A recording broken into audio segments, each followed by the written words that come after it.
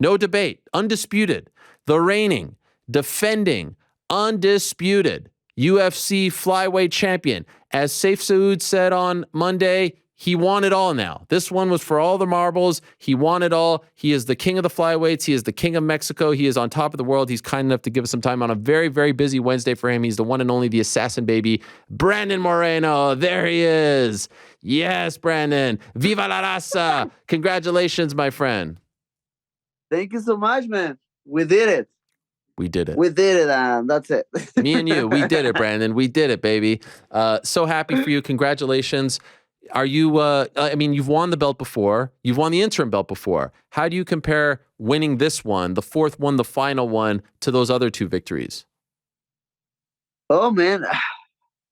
Nice question. I mean, feels very cool, man. Feels awesome. Just how to be out of all the stress, all the pressure, you know, win this rivalry, make history. I think, I mean, to be honest, very honest with you, the first time I won the title was like more special just because it was the first time, and that's it. It's very simple. And this one, uh, man, I felt I can beat this guy, so I knew it. Even before the fight, I knew I can beat him. I just went to the octagon, finished the job, and nothing, man. In this one, I just feel very happy to show to the world I'm real. So, when we spoke before the fight, you were in Brazil and we talked about the coaching change and all that, and you were very calm. You're always very calm, but hey, it happens. I'm happy. We'll move on.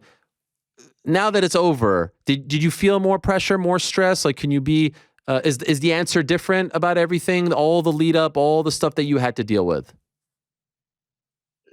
Maybe, I mean, maybe, man. I don't know. I mean, right now I'm just trying to enjoy my family.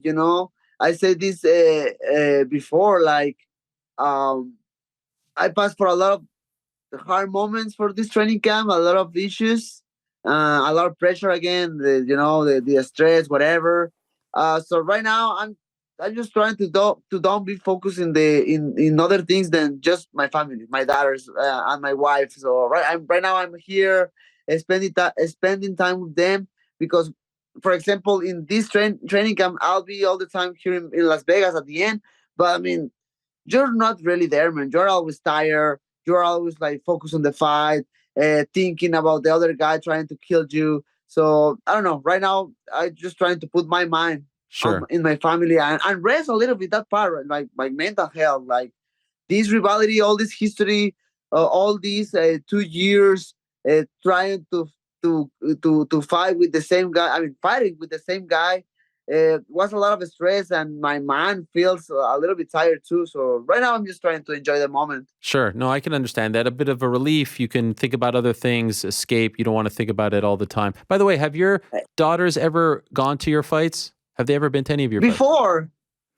Before, but I think I talked with you last time about it. Like, About your I daughter? don't remember.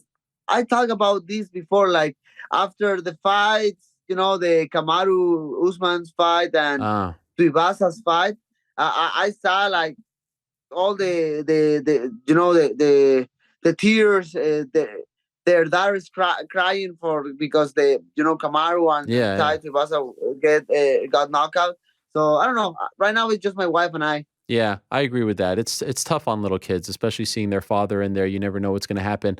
You talk about obviously the buildup. There was a lot going on. We found out afterwards. I saw this documentary that a young man made. I think it's on the Rubet YouTube page called Yes, The yes, yes, Last yes. Dance, and it was great. I spoke to Saif Saud about it on Monday, but I'm watching this thing, and I was like, oh, this is great. We get to see your relationship building with Saif, the bond being formed. But then all of a sudden, I see you injured your knee very badly, it seemed like. You seemed to be in a lot of pain. How bad was that knee injury leading up to the fight? A couple of weeks out.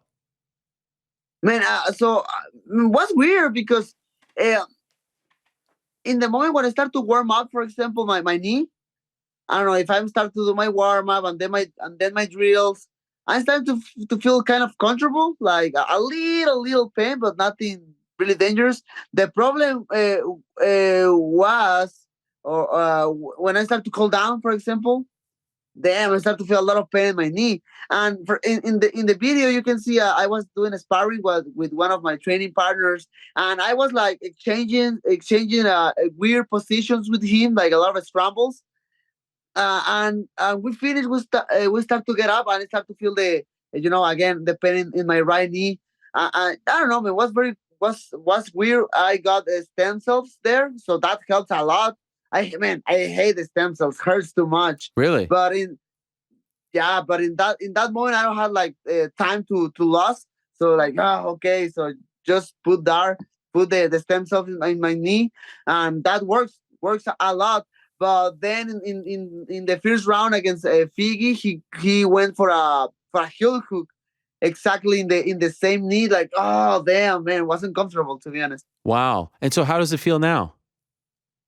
Feels weird with pain. I got an MRI yesterday, but hopefully it's nothing serious. I can like walk on whatever. So hopefully it's nothing serious. But I'm waiting for the result. I think will be today or tomorrow. Any fear that you might need surgery? So I never got surgery before. Wow. Never about nothing. So I don't know. Oh my gosh. Were you close at all in your mind to withdrawing from the fight because of the knee? Was it ever that bad? Nah, I mean, obviously, in some point, a lot of bad things start to happen, Yeah. like the knee, the sickness, and everything. But no, I was ready. I just was ready to fight. Like I don't care, man. Like I just want to fight that because I don't want it to lose this opportunity. If I let this fight pass, like I don't know what can happen in the future. So what's the moment? What's the right moment to make history? And I did it, How bad was the flu that you had? man. Everything, man. Ariel, everything was weird. The It, knee, the yeah. flu, because I don't know. So I got the flu, and then after 2 3 days, I start to feel fine. Like okay, but then I start to feel very bad again. Like oh my goodness. So it was like like 2.5 weeks, kind of. And in some point, I needed like to rest like 2 3 days because I feel very bad. But again, I never had the thoughts to try to pull the fight out. Overall, I thought it was a great performance. I personally thought you won all 3 rounds. Obviously, there were Thank moments you. here or there. As far as those moments are concerned, like the guillotine, all that, was it ever tight? Was it ever close? Or it didn't look like you were phased, but how did it feel? No, I mean, I think the heel hook was the most uncomfortable Okay. moment in all the fights. But after that, I mean, the guillotine. I don't know why because my neck is not short at all, but I'm really good defending guillotine. So I never had like I never been in trouble in guillotines before in the middle of the fight, and this one was like fine.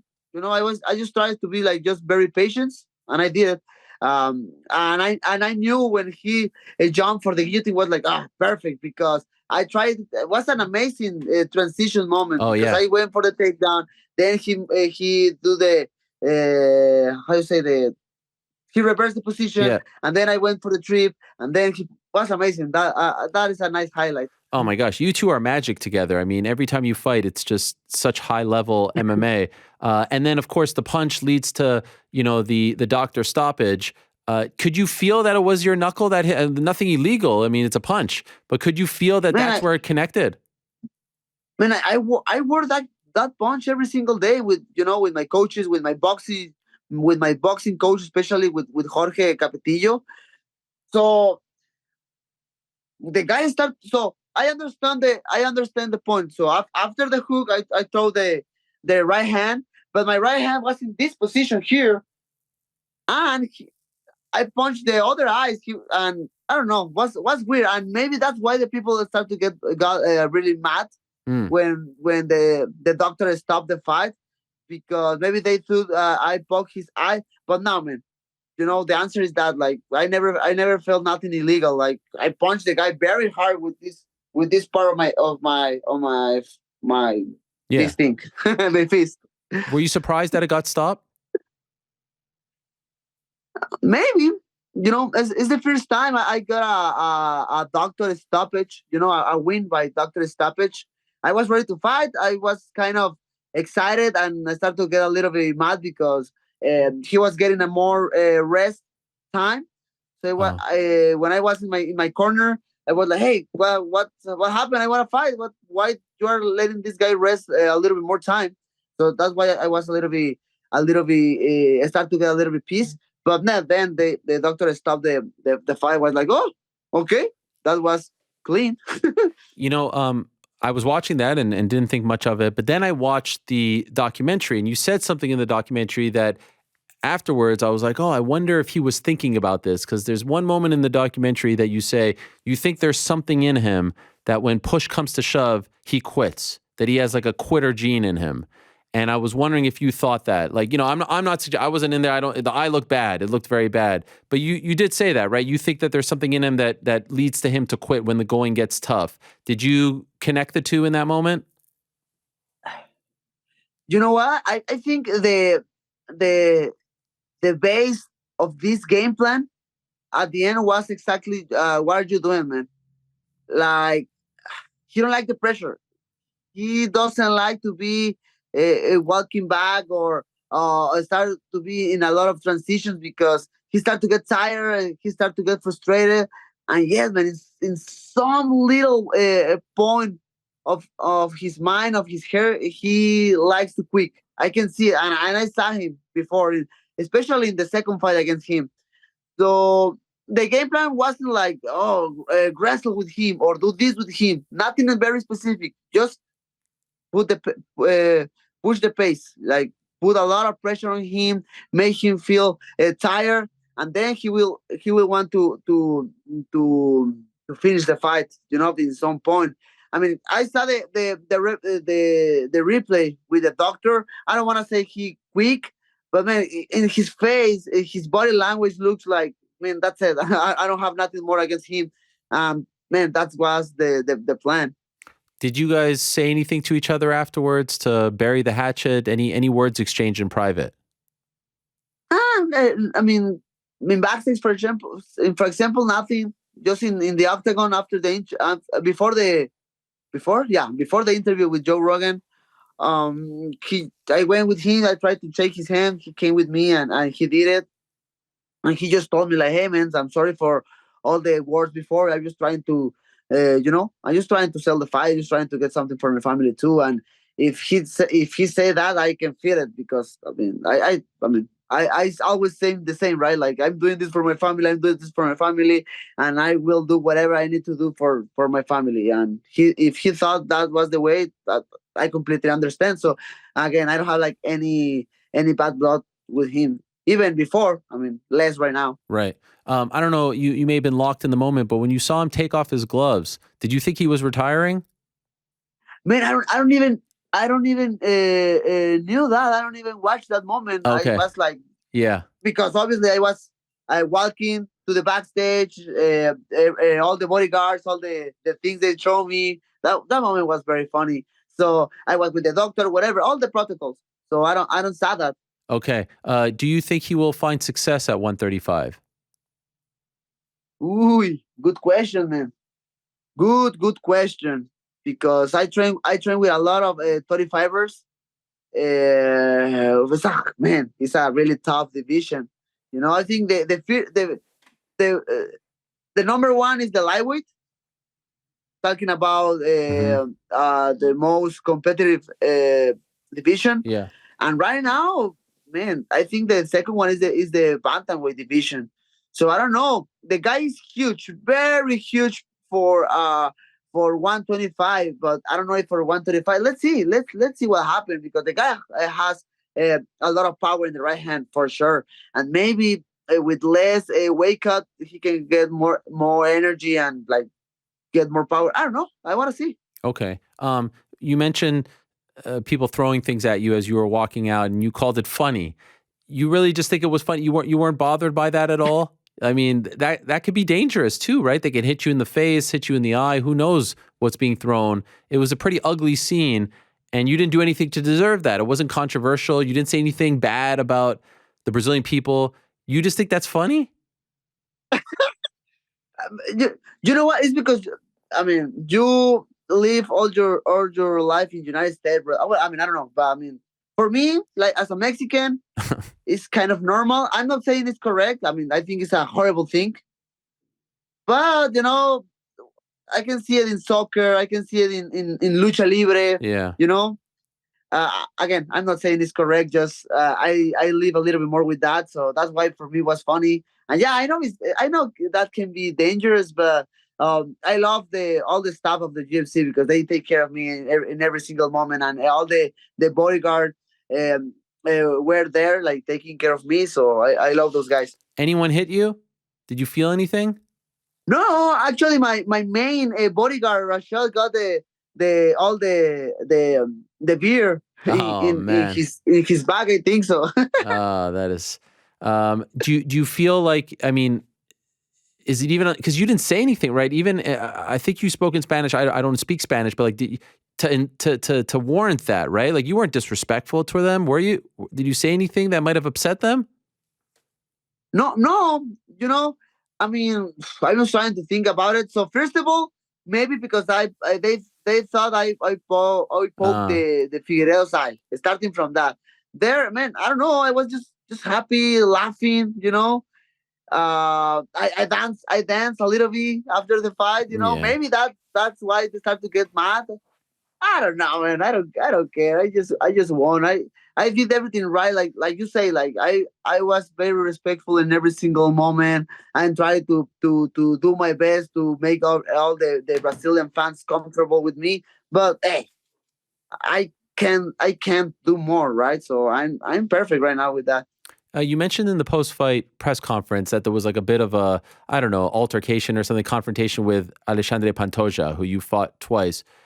Do you want to correct any of Yeah. that? Because he has actually spoken about it since. I wanted to read you what he said about it.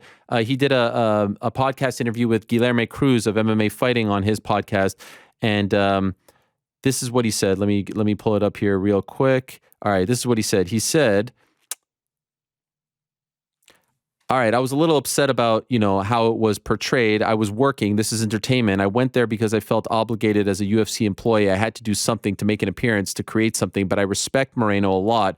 I've known Moreno for a long time. We had a nice exchange on Tough, and that's what matters to me. I have a ton of respect for him, the family he's built, his wife and kids. So when I go there to congratulate him and also work, meaning like to put on, a bit of a show, of course, I'm not being disrespectful or trying to take anything away from his moment. It saddens me that he thinks this way. Is that what happened, or was it worse than that? Maybe no. I think the use the word altercation is even like too much. Okay. Because he was very friendly. He was like very very friendly with me. He came with me and like he said in the podcast, like, hey, he congratulated me and like, he told me like, hey, I'm very happy for you. I know. I mean, it's your moment, so enjoy with your family. Everything was perfect in that moment. So then, but after that, is the kind of the altercation.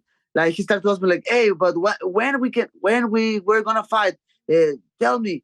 Like, and I asked him like, "Man, just give me today, Yes. just give me a few little moments with my family, with my training partners, with my friends, and then we can get something in the future. But man, just give me today." And but then he says something like, "No, no, no, but tell me when, like in 2 months, in 3 months." Yeah, I start to, man, I don't have an answer for you, man. I just Chill out. Yeah. finished my fight like 10 minutes ago. I don't have an answer for you. And then is when my bodyguard Rashan. I say body for the people who is confused. I'm not getting the bodyguard for myself. UFC put me the bodyguard. Right. Okay. All right. Well, okay, but Rashan was there making trying to separate together. Now, not separate, just try to, hey, he say something like, hey, just let Brandon alone or whatever, and that's it. And then I start to do the interviews and whatever, and that's it. I understand, man. I mean, the guy is just try. It's always the same, right? Like we are trying to do something for us, for our families, or like that. And maybe he's a little bit, I mean, desperate because his last fight was in July. He's excited. He beat me before, so maybe he think this fight will be very, very easy to win. The title is there, whatever. I understand that, man.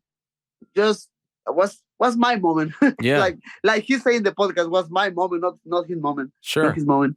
And that will be the next fight, right? I mean, he was the backup, right? You are okay with that? Man, if you ask me that, like for me, I think he deserves it. I mean, for me, I think he is the next in line. Obviously, I say this in the other interviews. In Nicolau is there, Manelke, even Albasi is Amir is doing an amazing job. Um, but I think Pantoja is the next one for sure. So let's see. I'm trying to make this balance in my mind. Like, hey, I need to rest my mind. I need to rest my body a little bit, but at the same time, I want to be active. Sure. I want to be active. I want to fight maybe June, or everything is a rumor until right now. But uh, go to Mexico City Oh, in September for the for I don't know how you say in English, but when is the revolution, Independence Day. Yeah. independence of Mexico Oh my is gosh. September, all that stuff. So man, that so sounds cool for me. I don't want. I prefer to fight in June, to be honest.